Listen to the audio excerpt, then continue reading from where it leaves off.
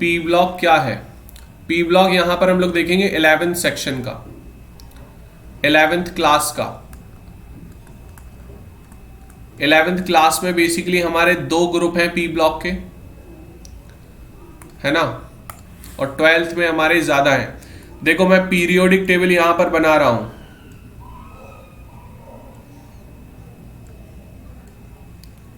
Periodic table में बना रहा हूं, तो पीरियोडिक टेबल के हिसाब से देखें, यहां पर साइड में भी एक नीचे ब्लॉक पड़ा रहता है, तो ये वाला ब्लॉक जो है that is called S block, इसको हम लोग एस ब्लॉक बोलते हैं, है ना। इसको हम लोग क्या बोलते हैं, ये हमारा कौन सा ब्लॉक कहलाता है? D block, that is D block. And that is F block, इसको हम लोग एफ ब्लॉक बोलते हैं। And the last section is called P block, that is called P block. तो राइट हैंड साइड में जो भी हमारा पूरा पार्ट है उसको हम पी ब्लॉक बोलते हैं।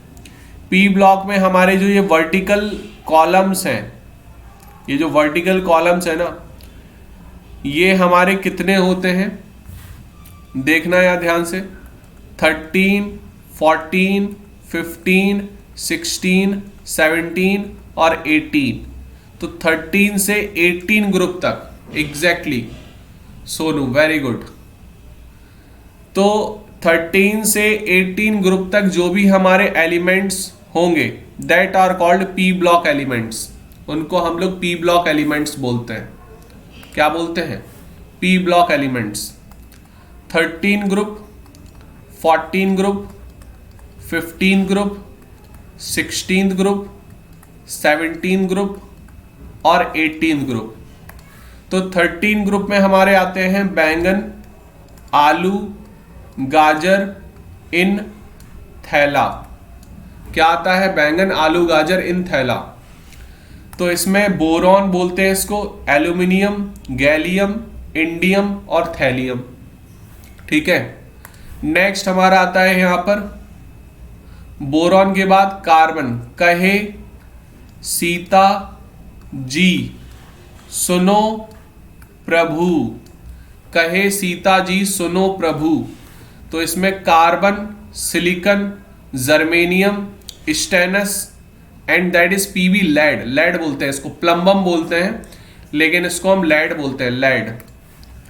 फिर आता है नाना, पाटेकर, ऐश्वर्या, सब बिंदास। नाना, पाटेकर, ऐश्वर्या, सब बिंदास। फिर आता है हमारा 16 ओ, स, से, टी, पो। ओ, स, से, टी, पो। क्लियर है बात? Oxygen, sulphur, selenium, tellurium and polonium. फिर आता है 17 में फ्लोरीन, क्लोरीन, ब्रोमीन, आयोडीन और astatine, that are called halogens basically. फिर हीना, नीना और करीना का एक्सरे रंगीन।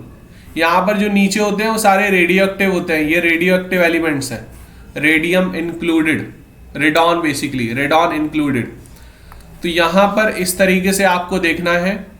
इसको हम लोग बोलते हैं बोरॉन फैमिली। क्या बोलते हैं? Boron family. और इसको हम लोग बोलते हैं कार्बन फैमिली। क्या बोलते हैं? Carbon family. नाइट्रोजन फैमिली को हम लोग बोलते हैं निक्टोजन्स। क्या बोलते हैं? निक्टोजन्स। ऐसे एलिमेंट जो चॉकिंग एलिमेंट्स हैं, जो दम घोटने वाले एलिमेंट्स हैं, उनको हम निक्टोजन्स बोलते हैं। इनको हम लोग बोलते हैं चालकोजन्स। क्या बोलते हैं? चालकोजन्स। चालकोजन्स का मतलब होता है ऐसे एलिमेंट जो ओर फॉर्म करते हो। फिर हमारे होते हैं हैलोजन्स। हैलोजन्स का मतलब जो सॉल्ट बनाते हो, सॉल्ट फॉर्मर। फिर हमारे आते हैं नोबल गैसेस। क्या आते हैं? Noble gases. इनको हम नोबल गैसेस बोलते हैं। इतनी बात समझ में आ गई होगी। तो पी ब्लॉक ये है पूरा हमारा, that is called P block. तो तो इसको थोड़ा सा दिमाग में रखना आप लोग। समझ में आ रही है आपको बात? थोड़ा सा दिमाग में रखना आप लोग। क्लियर है? कोई डाउट तो नहीं है? जल्दी बताएं।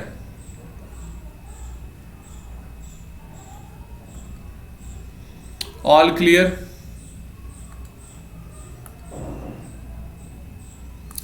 कोई डाउट?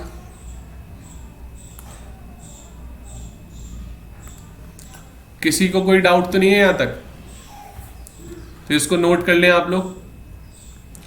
फिर हम लोग यहां पर जो 11th में हम लोग को सेक्शन देखना है ना, 11th का पार्ट ये है हमारा, that is the part of 11th। ये हमारा 11th का पार्ट है, 11th पार्ट, ठीक है। और ये जो पूरा पार्ट है, अगर हम इस पार्ट की बात करें, ये जो पूरा पार्ट है ये 12th का पार्ट है, that is the part of 12th, ठीक है।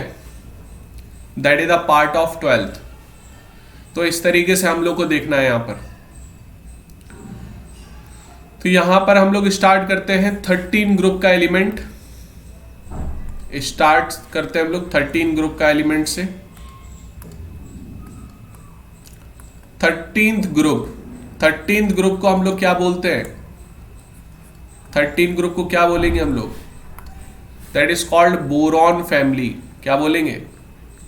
बोरॉन फैमिली बोलते हैं हम लोग, ठीक है। जो भी फैमिली का सबसे पहला एलिमेंट है उसी के नाम से हम उसको बुलाते हैं, उस फैमिली को बुलाते हैं। समझ में आ रही बात कि नहीं? कोई डाउट? इतनी बात समझ में आ गई? All clear? हाँ, इतनी बात क्लियर है सभी को? तो यहां पर कौन कौन से एलिमेंट हैं? बैंगन, आलू, गाजर, इन, थैला। पी ब्लॉक के एलिमेंट को मैंने डिफाइन नहीं किया। पी ब्लॉक के एलिमेंट्स को आप ऐसे डिफाइन कर सकते हैं, P block elements are those elements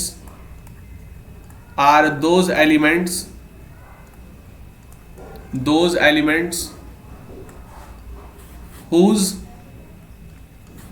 last electron are filled in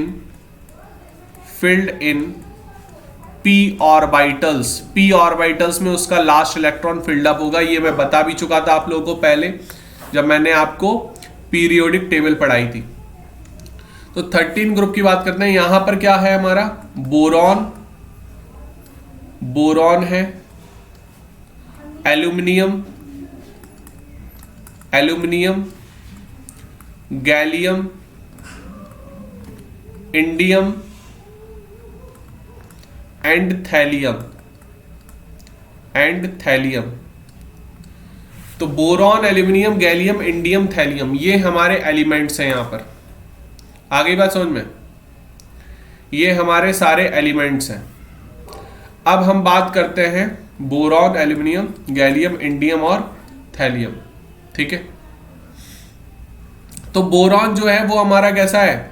non metal है। इसको हम नॉन मेटल में कंसीडर करते हैं। किस में कंसीडर करते हैं? नॉन मेटल में। कोई डाउट यहां पर? क्लियर? समझ में आ गई बात? अब बात करते हैं एल्यूमिनियम और गैलियम की, इंडियम की और थैलियम की। तो ये हमारे ज्यादातर किस में आ जाते हैं? मेटेलिक फॉर्म में। किस में आ जाते हैं? मेटल्स में, ठीक है। क्योंकि देखो मेटेलॉइड्स गिने चुने हैं। समझ में आ गई बात कि नहीं? मेटेलॉइड्स हैं बोरॉन, सिलिकॉन। बोरॉन को हम कभी कभी मेटेलॉइड्स में भी डाल देते हैं। वैसे इसको हम ऑफिशियली नॉन मेटल्स बोलते हैं, लेकिन ये मेटेलॉइड्स की प्रॉपर्टी भी शो करता है। समझे नहीं? तो boron, silicon, germanium, arsenic, antimony and tellurium, ये हमारे सारे क्या हैं? मेटेलॉइड्स हैं। तो ये हमें देखने को इसी में मिलेंगे, पी ब्लॉक में। ठीक है, ये सारे के सारे क्या हैं, मेटेलॉइड्स। देखो मैं आपको एक चीज बताऊं कि पी ब्लॉक जो है वो एकमात्र ब्लॉक है जिसमें आपको सारी चीजें मिलेंगी। मेटल्स भी मिलेगा, नॉन मेटल्स भी मिलेगा, मेटेलॉइड्स भी मिलेगा और नोबल गैसेस भी मिलेंगी। समझे कि नहीं? तो ये एकमात्र ब्लॉक है जिसमें ये सारी प्रजातियां आपको मिलेंगी, क्योंकि डी ब्लॉक में मेटल्स हैं, एस ब्लॉक में मेटल्स हैं पूरे, एफ ब्लॉक में भी मेटल्स हैं। समझे? तो ये एकमात्र है। तो इसमें से गिने चुने जो boron, silicon, germanium, arsenic, antimony और टेलुरियम, ये हमारे मेटेलॉइड्स में आ जाते हैं। किस में आ जाते हैं? मेटेलॉइड्स में। समझ में आ गई इतनी बात? ठीक है, तो ये हमारे क्या क्या कहलाएंगे? मेटल्स कहलाएंगे। क्या कहलाएंगे? मेटल्स कहलाएंगे। कोई डाउट? समझ में आ गई बात की नहीं? अब हम बात करते हैं बोरॉन आपको दुनिया में किस तरीके से मिलता है। ठीक है, boron is found in nature in complex form में मिलेगा, इन कॉम्प्लेक्स कंपाउंड। कैसे मिलेंगे इसके? फॉर एन एग्जाम्पल इसका मिल सकता है बोरिक एसिड H3BO3, इसको हम बोलते हैं बोरिक एसिड या ऑर्थोबोरिक एसिड बोल दो। ठीक है, boric acid, it's a weak inorganic acid. ठीक है, एक आपको मिल सकता है बोरेक्स के फॉर्म में। बोरेक्स क्या होता है? सोडियम के साथ इसका कॉम्प्लेक्स कंपाउंड बनता है जो कि हाइड्रेटेड होता है, 10 mole hydrated, that is called borax. इसको हम बोरेक्स बोलते हैं। Got it? कोई डाउट? एक को हम बोलते हैं इंडियन बोरेक्स, या ये बेसिकली लद्दाख में ज्यादातर मिलेगा आपको। ठीक है, लद्दाख साइड आपको मिल सकता है, तो इसको बोलते हैं हम इंडियन बोरेक्स। Na2B4O7 डॉट यहां पर मिलेगा 4 mole hydrated, that is called Indian borax. Got it? तो इस फॉर्म में आपको मिल सकता है। बाकी सारे ये हमको कॉम्प्लेक्स फॉर्म में ही दिखेंगे जो भी एलिमेंट्स हैं यहां पर। Got it? इसमें से जो बात करूं मैं गैलियम, जो गैलियम है,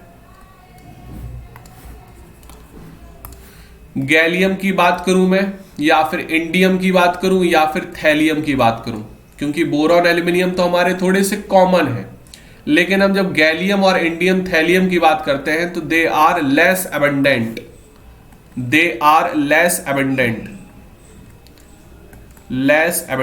कब मिलते हैं ये हमको? लेस अबंडेंट है ये।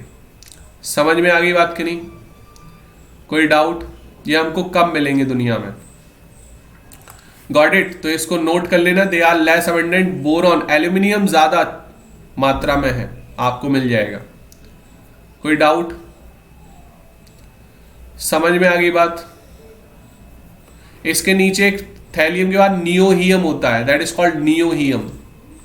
ठीक है, तो इसको देख लेना, नियोहियम बोलते हैं इसको। 113 नियोहियम। ठीक है, 113 होता है इसका एटॉमिक नंबर, नियोहियम। तो इसको नोट कर लेना आप लोग। Got it? इसको हम अगर नेमिंग IUPAC नेम करें तो बोलेंगे उन ट्राइयम। क्या बोलेंगे? Ununtrium. It's a IUPAC name of nihonium. इसको नोट कर लेना आप लोग। एल्यूमिनियम जो है हमको दुनिया में कहां कहां मिल सकता है, मतलब अपने भारत की बात करूं मैं तो एल्यूमिनियम कहां कहां मिलेगा? MP में है एल्यूमिनियम, MP में मिल जाएगा आपको। कर्नाटका में मिल जाएगा, कर्नाटका में है अच्छा खासा। ठीक है, कर्नाटका में मिल जाएगा। ओडिशा में है अच्छा खासा। ठीक है, जम्मू में मिल जाएगा। तो एल्यूमिनियम यहां आपको मिल सकता है भारत में। ठीक है, इसको नोट कर लेना आप लोग। कोई डाउट यहां तक किसी को? नियोहियम तो रेडियो एक्टिव है। नियोहियम कैसा है? रेडियो एक्टिव है ये, it's a radio active, radio active element होता है ये, ठीक है, it's a radio active element. Bromine की बात करूं मैं, ये कब शो करेगा, इसको हम ऐसा बोल सकते हैं, सॉरी बोरॉन को, बोरॉन को ज्यादातर आप मेटलॉइड्स में ही कंसीडर करेंगे, ठीक है। आपको अगर पूछा जाए कि क्या है ये, तो इट्स अ मेटलॉइड्स बेसिकली। लेकिन जब इससे भी ज्यादा अगर कोई मेटलॉइड में मिल जाए, जैसे मैंने आपको बताया boron, silicon, germanium, arsenic, antimony, tellurium, तो अगर आपको ऑप्शन में मिल रहे हैं बोरॉन, सिलिकॉन, गैलियम, इंडियम, इसमें बताना है आपको मेटलॉइड कौन है, तो फिर आप फिर सिलिकॉन को टच करोगे। लेकिन अगर यहां पर सोडियम दिया जाए, फिर आपसे 3 ऑप्शन में पूछा जाए कि कौन है मेटलॉइड, तो फिर आप बोरॉन को टिक करोगे, क्योंकि ये आपका सबसे थोड़ा कभी कभी ये प्रॉपर्टी शो करता है, तो इसको हम कंसीडर कर लेते हैं कभी कभी, ठीक है। तो इस तरीके से आप देख सकते हैं, क्वेश्चंस के हिसाब से आपको आंसर देना है वहां पर कि क्वेश्चन क्या है वहां पर। इतनी बात समझ में आ गई सभी को। नेक्स्ट हम लोग देखते हैं electronic configuration. Electronic configuration, electronic configuration of what? 13 group element, 13 group element. तो 13 ग्रुप एलिमेंट्स की अगर हम इलेक्ट्रॉनिक कॉन्फ़िगरेशन की बात करें, तो सबसे पहले आपको ना एलिमेंट्स दिमाग में रट लेना चाहिए। यहां पर कौन कौन से हैं? बैंगन, आलू, बैंगन, बैंगन, आलू, गाजर इन थैला, ठीक है, बैंगन, आलू, गाजर इन थैला। तो यहां पर ये तो हो गया बोरॉन। बोरॉन का क्या हो जाएगा? 1s2, 2s2 और 2p1, p का पहला ग्रुप, तो p1 आ रहा है यहां पर, ठीक है। यहां पर क्या हो जाएगा? 1s2, 2s2, 2p6, 3s2, फिर आ जाएगा 3p1, ये भी 1 आ रहा है। समझ में आ गई बात कि नहीं? ये भी 1 आ रहा है। गैलियम की बात करें, गैलियम का एटॉमिक नंबर देखो कैसे आपको जोड़ना है, एटॉमिक नंबर आप कैसे पता करेंगे। एटॉमिक नंबर अगर आपको मैं पता करने की ट्रिक बताऊं तो देखो, ये आपका कितना है यहां पर? 5, ठीक है, इसका कितना है यहां पर? 5, ठीक है। फिर आपने यहां पर 2 एलिमेंट ये जोड़ेंगे एस ब्लॉक के। देखो यहां पर एल्यूमिनियम तक आपको पता है, एल्यूमिनियम का कितना होता है? 13, तो एल्यूमिनियम आ गया यहां पर। अब गैलियम की बात करूं तो 5 एलिमेंट इसके बाद ये हैं, 1 2 3 4 5 और 2 ये और 10 ये, तो 5 2 7 और 10 17, 17 एलिमेंट और जोड़ दो 13 में, तो कितना हो गया यहां पर? 17 और 13 कितना हो गया? 31, 31 हो गया। फिर 31 में 13 जोड़ दो, सॉरी 17 जोड़ दो 31 में, 31 में 17 और जोड़ दें आप, तो कितना हो जाएगा? 8 और 4 48 हो जाएगा इसका। फिर आपको कितने जोड़ने हैं? 31 जोड़ना है, 31, 48 में 31 जोड़ दो आप, तो कितना हो जाएगा यहां पर? 9 और 7 79 हो जाएगा ये। एम आई राइट? सॉरी, यहां पर 49 होगा ये, 49, सॉरी 49 होगा, इसको जोड़ो आप, कितना होगा ये? 31 में 18 जोड़ना है, 18, 31 में 18, और फिर 49 में आपको 32 जोड़ना है, 49 में 32, 1 मिनट रुकना आप। देखो यहां पर आ गया बोरॉन, ये एल्यूमिनियम, यहां पर है गैलियम, ये है इंडियम, यहां पर है थैलियम, ठीक है। ये नियोहियम, हमें इससे लेना देना नहीं है। तो गैलियम से पहले ये 10 एलिमेंट तो ये आएंगे, 2 ये कितने हो गए? 12, और 5 ये आएंगे, समझे कि नहीं? 18वां एलिमेंट ये है, तो 18 ऐड करने हैं ना आपको, तो 31 में 18 ऐड कर दो आप, सॉरी इसमें 13 में 18 ऐड कर दो तो 31 आ जाएगा, समझे। फिर 31 में 18 ऐड कर दो तो 49 आ जाएगा, दैट इज 49। अब आपको कितने ऐड करने, 5 ये और 2 ये और 10 ये, 10 नहीं है ये 14, इसके भी आएंगे, इसमें इसके भी 14 आएंगे, तो इसके 32 आपको ऐड करने हैं अप्रॉक्स। कितने ऐड करने, 32, समझे कि नहीं, 32 ऐड करने हैं। तो 32 ऐड करें जरा इसमें, 49 में 32, तो 1 आ गया ये, एंड दैट इज 8, 81 आएगा इसका। कितना आएगा, 81। समझ में आ गई बात सबको, कितना आ जाएगा, 81 आएगा, 81। तो इसको नोट कर लें आप लोग थोड़ा।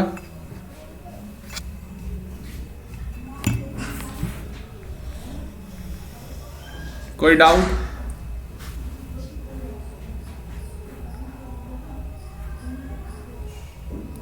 यहां तक किसी को कोई डाउट तो नहीं है, समझ में आ गया होगा आपको। तो यहां पर ऐसे लिख लेना आप। तो इसका इलेक्ट्रॉनिक कॉन्फ़िगरेशन की बात करूंगा मैं, जैसे 2s2 यहां पर 2p1 आया, तो ऐसे यहां पर क्या आएगा, 3s2 3p1, यहां पर लास्ट में क्या आ जाएगा, 4s2 4p1, यहां पर क्या आ जाएगा, 5s2 5p1, यहां पर क्या आ जाएगा, 6s2 6p1। नियोहियम की बात करनी है आपको, तो देख लेना 7s2 7p1, 7s2 7p1। तो जनरल इलेक्ट्रॉनिक कॉन्फ़िगरेशन आपको क्या देखने को मिल रहा है, जनरल इलेक्ट्रॉनिक कॉन्फ़िगरेशन क्या देखने को मिल रहा है यहां पर, NH2 NP1 क्या मिल रहा है देखने को, NH2 NP1। किसी को कोई डाउट यहां तक, जल्दी बोले आप लोग थोड़ा। NH2 NP1 मिल रहा है आपको देखने को। नेक्स्ट हम लोग चलते हैं दूसरी प्रॉपर्टी पे। तो ये पहली प्रॉपर्टी होगी इलेक्ट्रॉनिक कॉन्फ़िगरेशन, समझे ना। दूसरी प्रॉपर्टी हम लोग देखते हैं atomic size. Atomic size, atomic size ये हम बहुत बार पढ़ चुके हैं, अब आप लोगों को दिक्कत नहीं होनी चाहिए। एटॉमिक साइज बोल दो, एटॉमिक रेडियाई बोल दो, एटॉमिक रेडियाई बोल दो। इसी के साथ साथ पैरेलल चलेगा आयोनिक साइज और आयोनिक रेडियाई, साइज और रेडियाई, समझे कि नहीं। तो ये साथ साथ ही चलेंगे। तो क्या होगा अप टू डाउन की अगर मैं बात करूं तो क्या करेंगे हम, boron, aluminium, gallium, indium, thallium, nihonium तो रेडियो एक्टिव कहलाएगा। तो क्या होगा इसमें up to down atomic size क्या होगा, up to down atomic size क्या होगा, इंक्रीज होगा, इंक्रीज होना चाहिए, है ना। लेकिन यहां पर मैं आपको बता दूं कि थोड़ा सा हमें एक्सेप्शन देखने को मिल सकता है। क्या कि अगर मैं यहां पर पीरियोडिक टेबल की बात करूं तो ये बोरॉन है, ये एल्यूमिनियम है, और गैलियम जो आ रहा है, गैलियम आ रहा है ये डी ब्लॉक के बाद। किसके बाद आ रहा है, डी ब्लॉक के बाद। तो ये डी ब्लॉक के बाद आने के चक्कर में, क्योंकि गैलियम से पहले यहां डी ब्लॉक की सीरीज आती है, तो इसमें इलेक्ट्रॉन प्रोटॉन बहुत ज्यादा एकदम से सडन बढ़ जाते हैं, सडन बढ़ जाते हैं। तो जिसकी वजह से जो एटॉमिक साइज है गैलियम का वो छोटा हो जाता है, और एल्यूमिनियम का साइज क्या होता है यहां पर, बड़ा। तो ये चीज दिमाग में रखना। तो ऑर्डर क्या हो जाएगा फिर, बोरॉन के बाद गैलियम होगा, फिर होगा एल्यूमिनियम, फिर होगा इंडियम, और फिर होगा थैलियम। इतनी बात समझ में आ गई सभी को। तो ये ऑर्डर लिखना पड़ेगा आपको एटॉमिक साइज का, atomic size order. Clear. Size of gallium is smaller than aluminium due to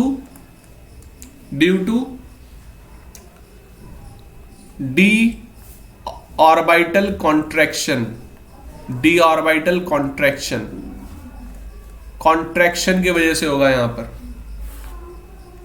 समझ में आ रही बात कि नहीं? D orbital contraction, exactly. किसी को कोई डाउट यहां तक? समझ में आ गई ये बात? बोले आप लोग, ऑल क्लियर? नोट कर ले जल्दी फटाफट, नोट कर ले जल्दी फटाफट।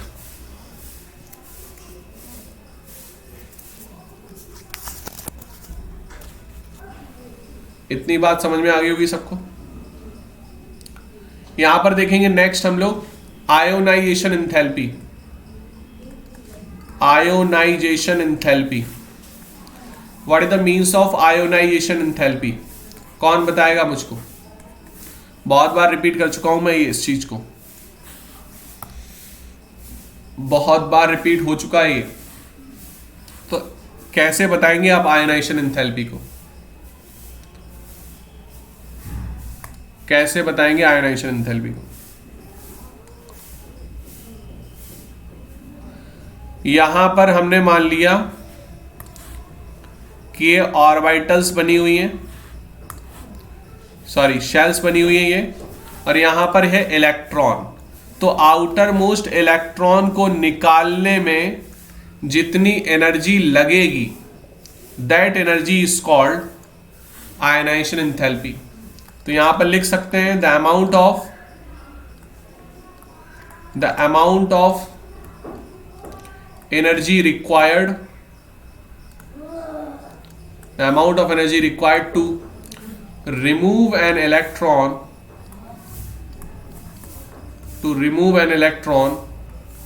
from isolated atom,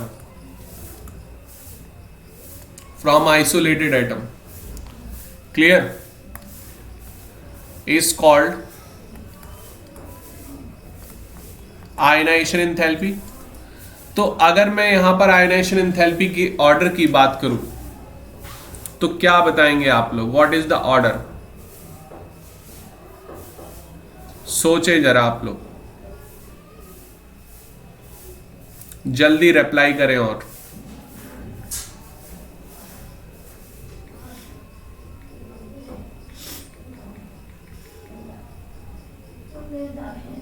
जल्दी बताएं आप लोग फटाफट।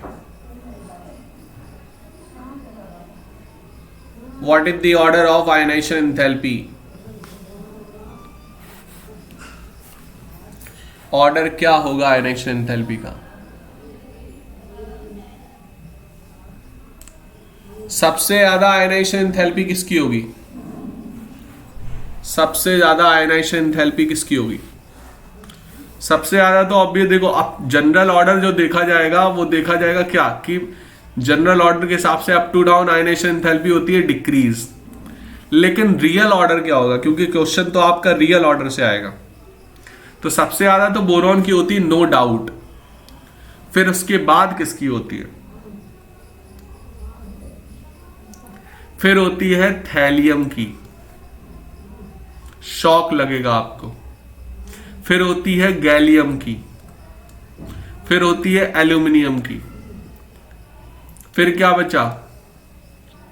इंडियम, फिर इंडियम की होती।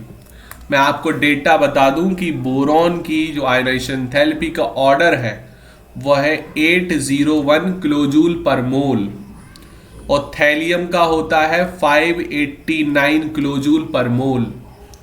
गैलियम का तो ऑब्वियस ज्यादा होगा एल्यूमिनियम से, क्योंकि गैलियम में मैंने अभी बताया कि कॉन्ट्रैक्शन होता है। तो इसका होता है 579, एल्यूमिनियम का होता है 577, क्लियर। और इंडियम का क्या हो जाएगा? 558 किलोजूल पर मोल में है ये सब, किलोजूल पर मोल में। तो बहुत सी चीज तुम लोग को अब डिफरेंट मिलेंगी यहां पर। जिस ऑर्डर को तुम लोग ट्रेंड मान चुके हो ना, हाँ, जिस ऑर्डर को तुम लोग ट्रेंड मान चुके हो वो बिल्कुल अब तुम लोग क्लीन बोल्ड होने वाले हो अगर ध्यान से नहीं पढ़े तो। समझे कि नहीं?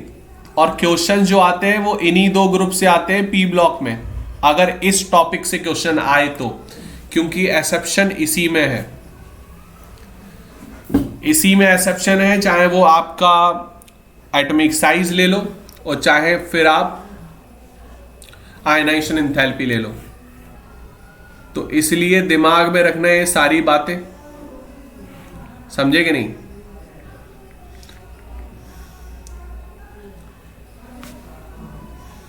कोई डाउट यहां पर? क्लियर है? कोई डाउट तो नहीं है किसी को? आगे चलूं?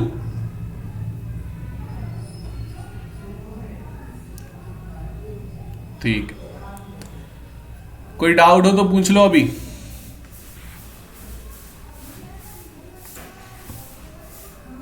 कोई डाउट हो तो पूछ लो यार, आगे चल सकता हूं मैं फिर।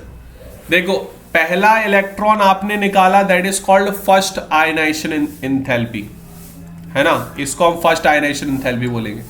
लेकिन अगर आपने दूसरा इलेक्ट्रॉन निकाला, इसका दूसरा, ठीक है, आपको दूसरा इलेक्ट्रॉन निकालने का मन करा, तो ये सेकंड आयनाइजेशन एंथैल्पी होगी। और आपको तीसरा इलेक्ट्रॉन भी निकालने का मन कर रहा है, that is called third ionisation enthalpy, समझे कि नहीं? तो जो थर्ड आयनाइजेशन एंथैल्पी होती है वो मैं आपको बता चुका था, वो ज्यादा होती है सेकंड से और फिर फर्स्ट की होगी। क्लियर है इतनी बात? तो ये दिमाग में रखना आप। कोई डाउट तो नहीं है किसी को? समझ में आ गई इतनी बात?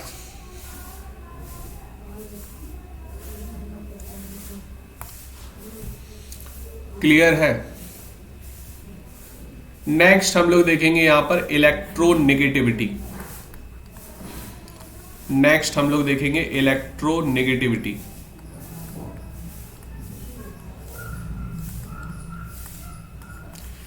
इलेक्ट्रोनेगेटिविटी बताएं आप, क्या कहेंगे इलेक्ट्रोनेगेटिविटी को? कैसे बताएंगे इलेक्ट्रोनेगेटिविटी? What is electronegativity? कौन समझाएगा मुझको इलेक्ट्रोनेगेटिविटी के बारे में? क्या कह रहे हो? एच कह रहे हो? सोनू कुमार क्या कह रहे हो? ये एच, व्हाट इज एच? है तो फिर है बोलो, HAI होता है। कौन सी प्रॉब्लम है आपको?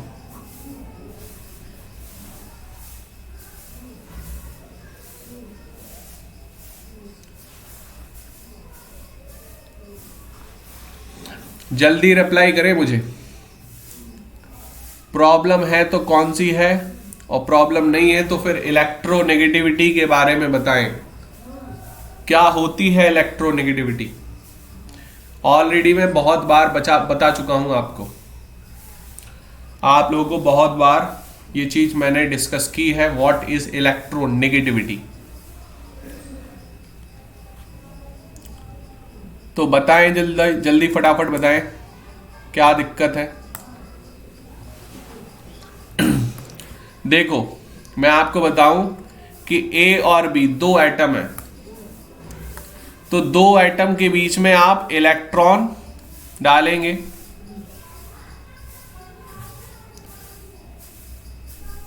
हाँ सॉरी, यहां पर एक मिनट, IE1 है, IE1, तो IE2, IE3 ऑब्वियस ज्यादा होगी, देन IE2, देन IE1 कम होगी, समझे? 1 है ये, 1, इट्स 1 अरे बोला तो मैंने 1 ही है ना, लिख दिया मैंने 3, ठीक है? तो यहां पर आप क्या बोलेंगे कि जिसकी पावर ज्यादा होती है, जिसकी पावर ज्यादा होगी इलेक्ट्रॉन को अपने तरफ खींचने की, दैट उसकी इलेक्ट्रोनेगेटिविटी ज्यादा होगी। तो यहां पर बोल सकते हैं आप, हाँ, energy release during the addition of electron, that is called electron gain enthalpy. गधू, उसको आप इलेक्ट्रॉन गेन एंथैल्पी बोलेंगे। इलेक्ट्रोनेगेटिविटी कहां से हो गई? वो इलेक्ट्रॉन गेन एंथैल्पी होती है। सब बराबर कर दे रहे हो तुम, हाँ ऐसे करोगे चीजों को।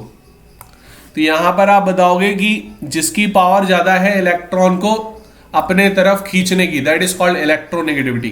तो बोल सकते हैं द अट्रैक्टिंग पावर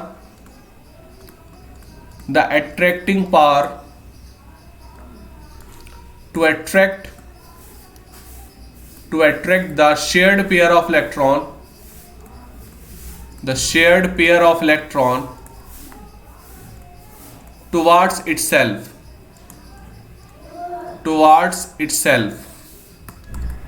अपनी तरफ इलेक्ट्रॉन को खींचने की पावर को बोलते हैं इलेक्ट्रोनेगेटिविटी। समझे कि नहीं? तो किसकी पावर ज्यादा होगी? इलेक्ट्रोनेगेटिविटी की। इलेक्ट्रोनेगेटिविटी पावर जो है वो धीरे धीरे क्या हो जाएगी? अप टू डाउन कम होती है। समझे कि नहीं? तो बोरॉन से एल्यूमिनियम क्या होगी? डिक्रीज होगी। ठीक है, फिर धीरे धीरे थोड़ा इंक्रीज हो जाती है, लेकिन आप जनरल वे में तो यही बोलेंगे कि जनरली बोरॉन एल्यूमिनियम, बैंगन आलू गाजर इन थैला, ये हमारी धीरे धीरे इलेक्ट्रोनेगेटिविटी पावर क्या होगी? डिक्रीज। जनरली डिक्रीजेस बोल दोगे आप, जनरली डिक्रीजेस। Got it? कोई डाउट? इतनी बात समझ में आ गई होगी सभी को? All clear? अब हम बात करते हैं फिजिकल प्रॉपर्टीज की। फिजिकल प्रॉपर्टीज अभी हमने देखी general properties. Physical properties of 13 group element या बोरॉन फैमिली।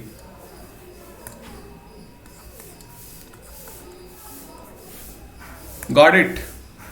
तो इसमें अगर मैं बोरॉन की बात करूं तो बोरॉन कैसा हमने माना था? Non metallic in nature.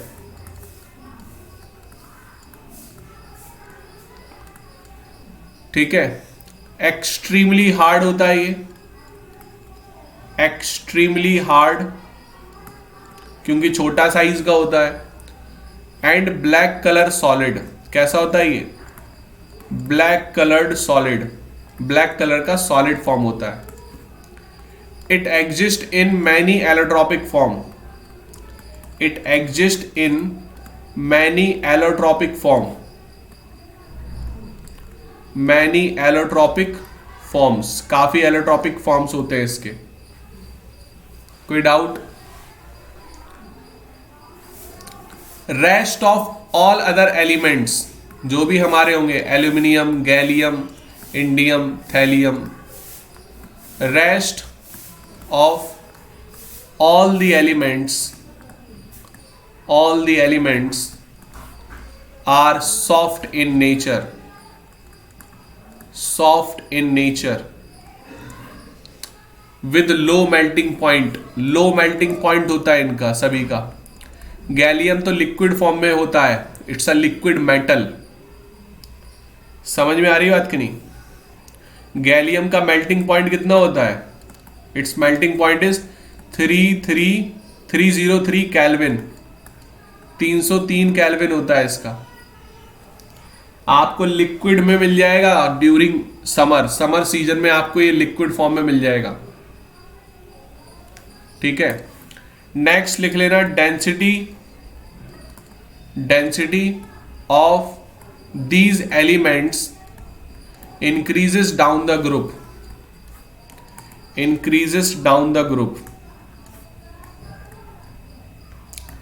Down the group. तो डेंसिटी बढ़ती जाएगी जैसे जैसे हम नीचे जाते जाएंगे। Boron to thallium, boron to thallium. बात समझ में आ गई सभी को? बोले जल्दी फटाफट। क्लियर है सभी को?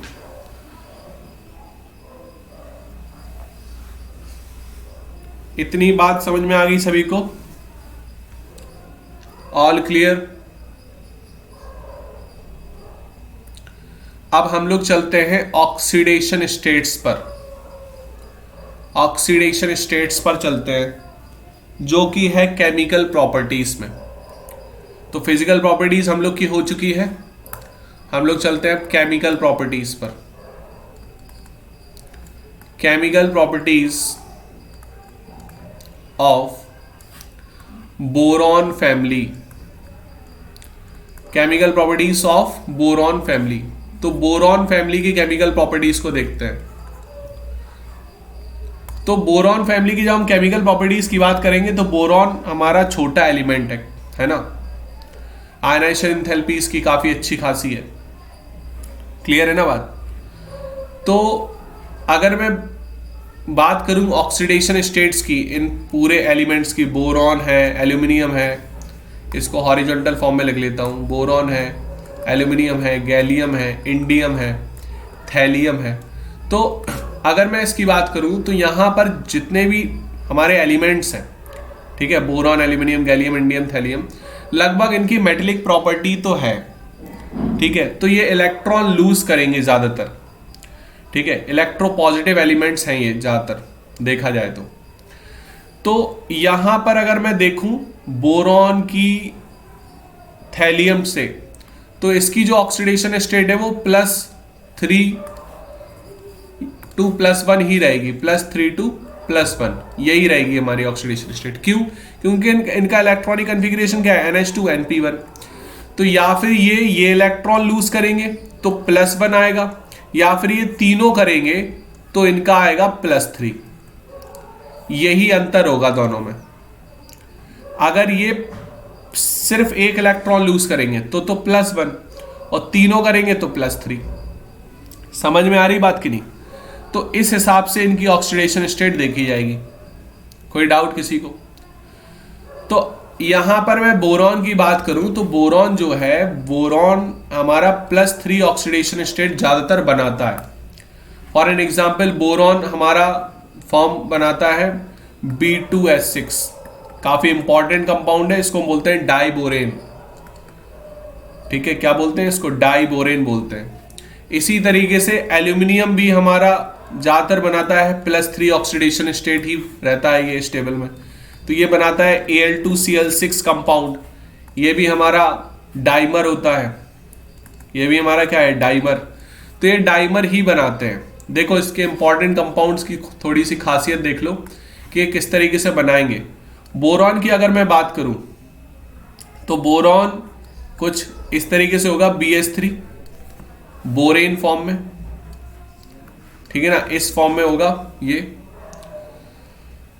तो अगर इसको देखा जाए, यहां पर दूसरा हमारा बोरेन है, ये H और ये H।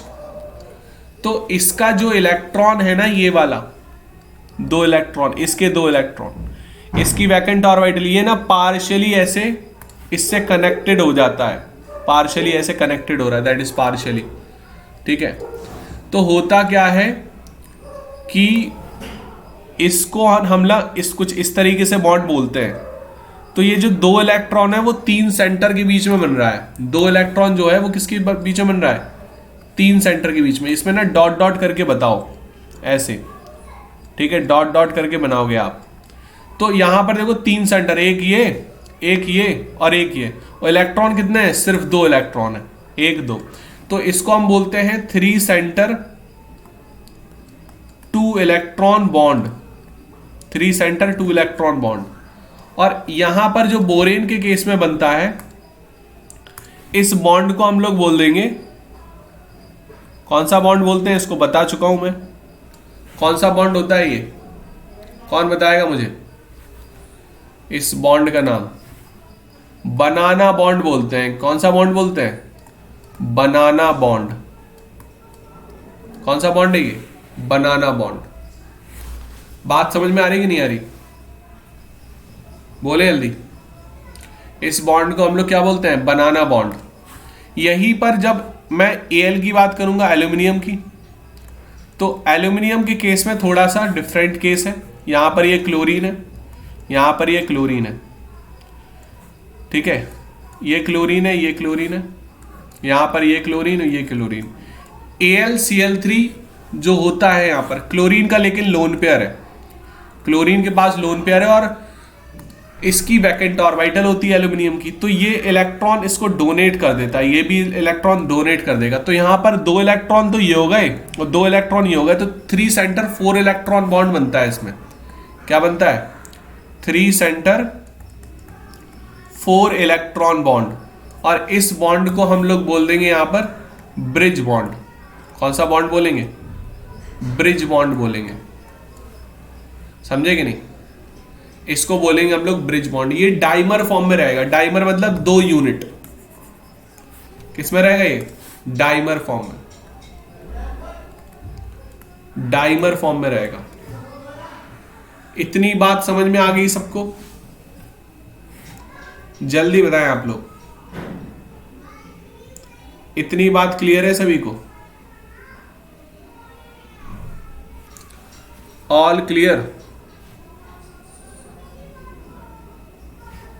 समझे कि नहीं समझे?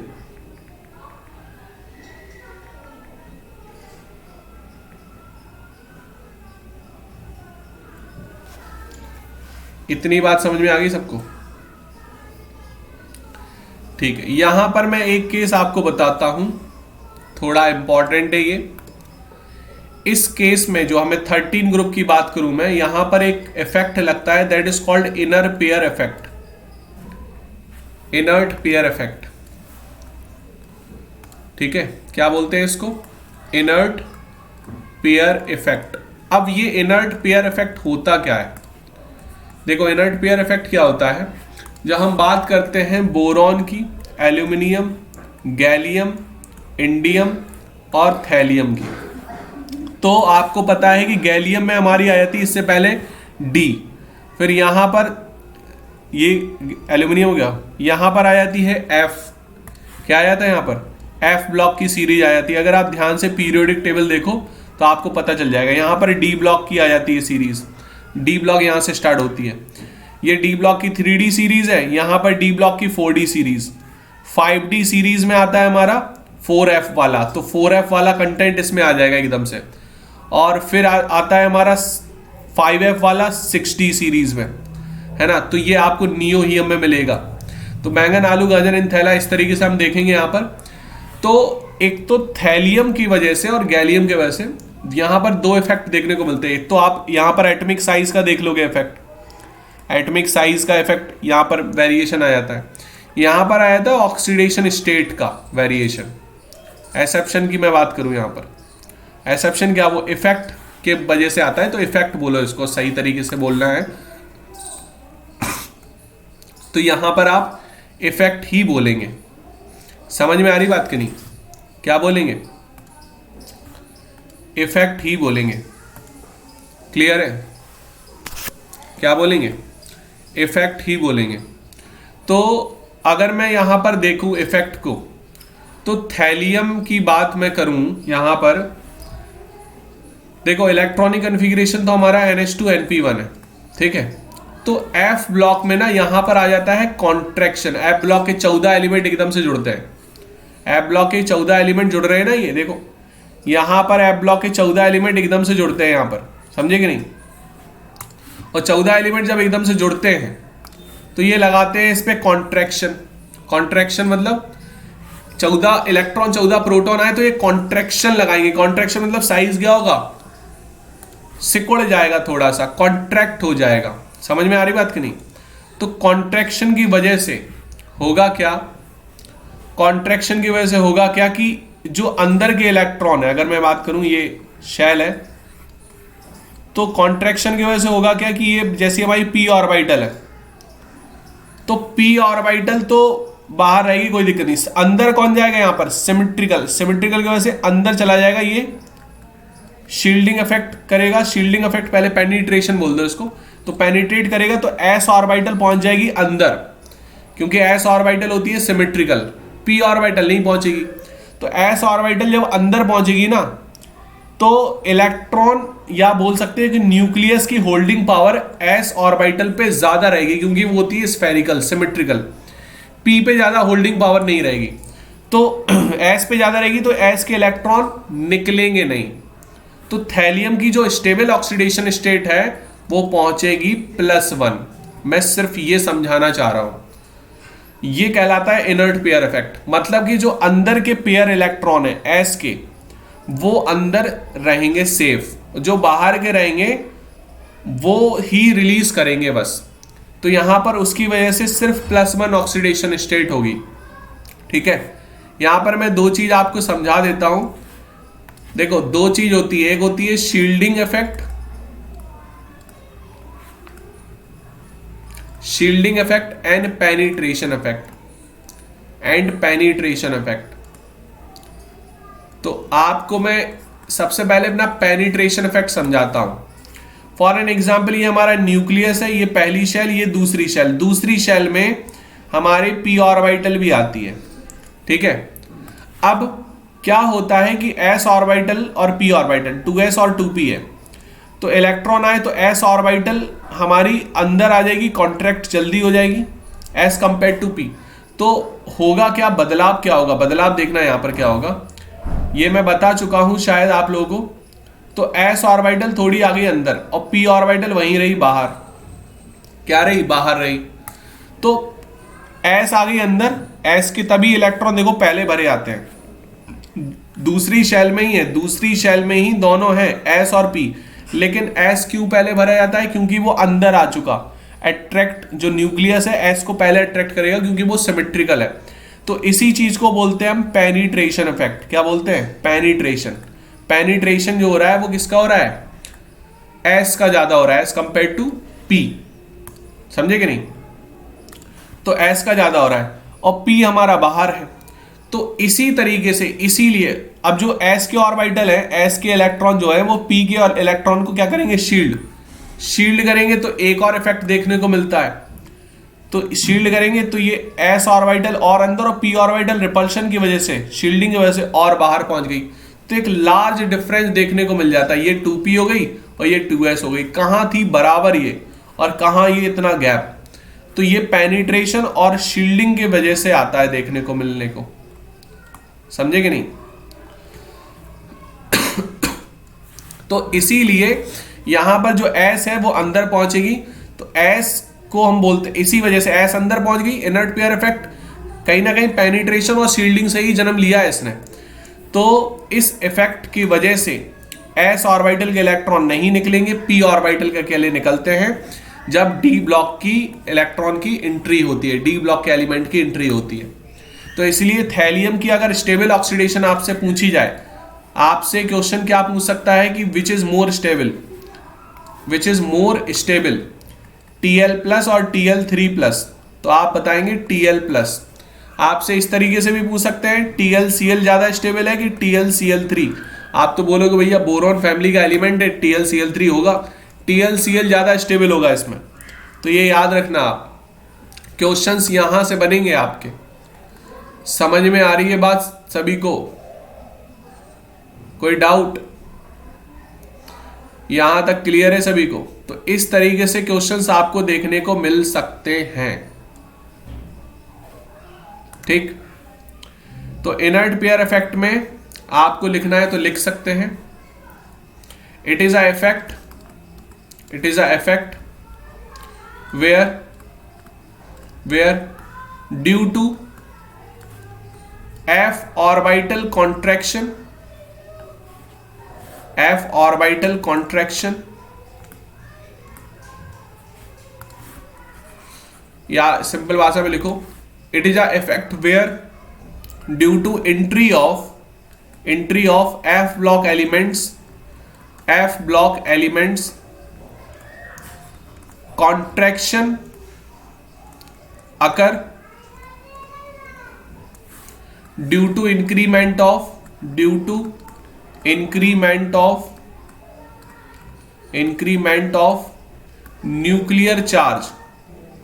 nuclear charge. So the element which is in last of या down of group, down the group, down group, down group, does not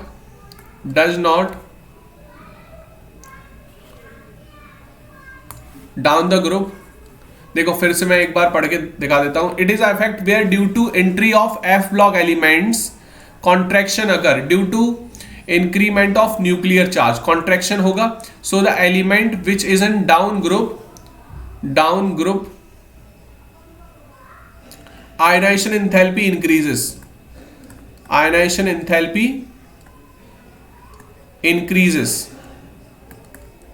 increases and it not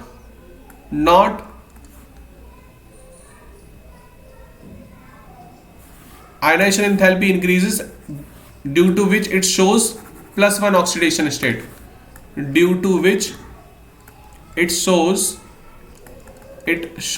+1 oxidation state, +1 oxidation state, पूरा लिख दूं, oxidation state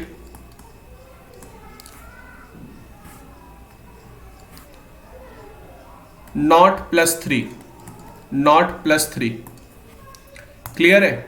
example लिख लेना यहां पर लिख लेना इनर्ट पेयर इफेक्ट।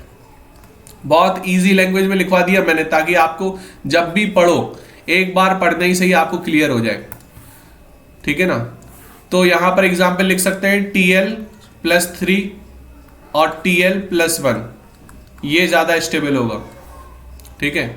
यहां पर लिख लेना इन 13 ग्रुप, इन 13 ग्रुप, 13 ग्रुप और 14 ग्रुप में ही देखने को मिल सकता है ये हमको, बस 13 ग्रुप और 14 ग्रुप में ही देखने को मिलेगा ये हमको, बस इनर्ट पेयर इफेक्ट। क्लियर है?